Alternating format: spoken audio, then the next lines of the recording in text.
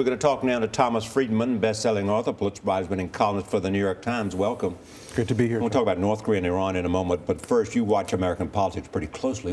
How do you size up what this is and what it says about the campaign and the way American politics work? Well, Charlie, it strikes me this is our latest example of false indignation of, oh my God, what did Hillary Rosen say today about women? I think what you're seeing here, it's not that there was an important point, but when you have a close race like this, that is so close, you need every vote, particularly if you're in Romney's case, 19 points behind on women, you're going to seize on anything. I think everyone knows the point Hillary Rosen was trying to make, but this was a chance to jump on it, use it as a wedge issue, get some more votes. It's going to be like this, I think, every day. You see this as both an important race, but also a close race. It's hugely important, but it's the way it's being fought now. Both guys are looking for 50.00001% to win. Nobody's going big here. This is going to be about these little issues, unfortunately. Let me turn to North Korea. So what does North Korea do now, first of all? And secondly, is the United States forced to simply deny the food and aid? North Korea, I mean, how long are they going to go with this gig, Charlie? This is looking for dignity in all the wrong places. Looking for dignity by trying to build a nuclear, delivery system. And look what happens. The thing lands up in the ocean, At some point, they've got to stop this blackmail, I'm going to hold my breath till you turn blue. Guess what? We're not going to turn blue. You're going to turn blue. Your people are starving. All right? So how long is this gig going to go on? We're in the third generation of Kim Jong, whoever.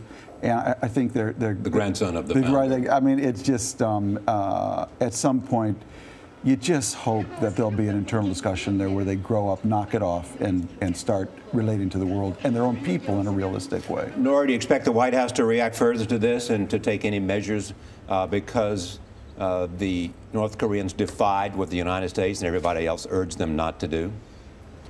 Well, publicly, they're calling this certainly a provocative act and watching this closely. I mean, internally, administration officials that I talked to said that this will probably have ramifications internally. I mean, how embarrassing to invite so many high-profile media people in for this celebration and to have this rocket explode just, after a second and a half. Certainly embarrassing for the new leader. And another administration official said, look, this is also going to have ramifications as they try and sell their military wares internationally. These prospective customers are going to think twice about buying these things from North Korea.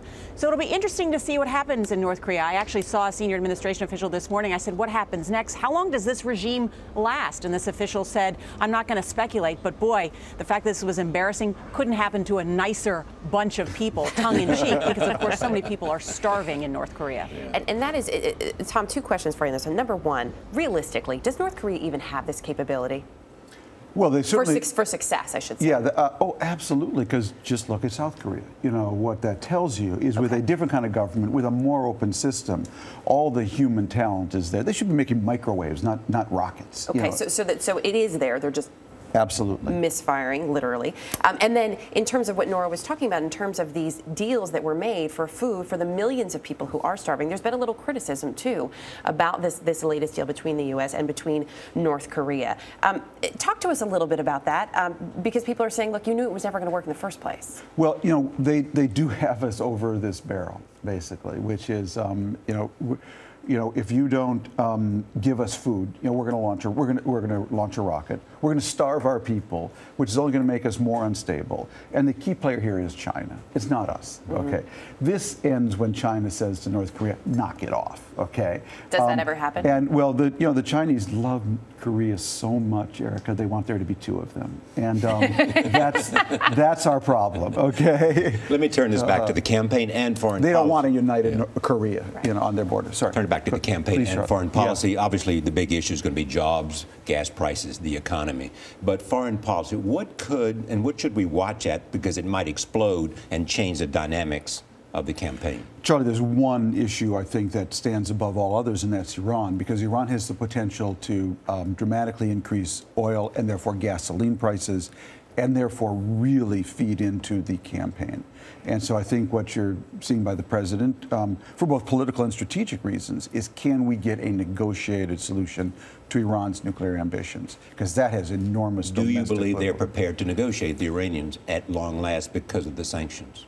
Charlie, I think that they are prepared to negotiate forever, in fact. The real question is, are they prepared to make a decision? And there's, I think, even a deeper question, Charlie. Can they make a decision? Is this leadership in Iran so divided that if Charlie says yes, Erica says no? If Erica says yes, Charlie says no. You know, that's kind of what you got going on in Tehran right now. And I think the really scary question is, can they say yes to a deal that would be in their national interest, that would allow them some kind of nuclear development? Nora, thank you. Tom, thank you. Pleasure.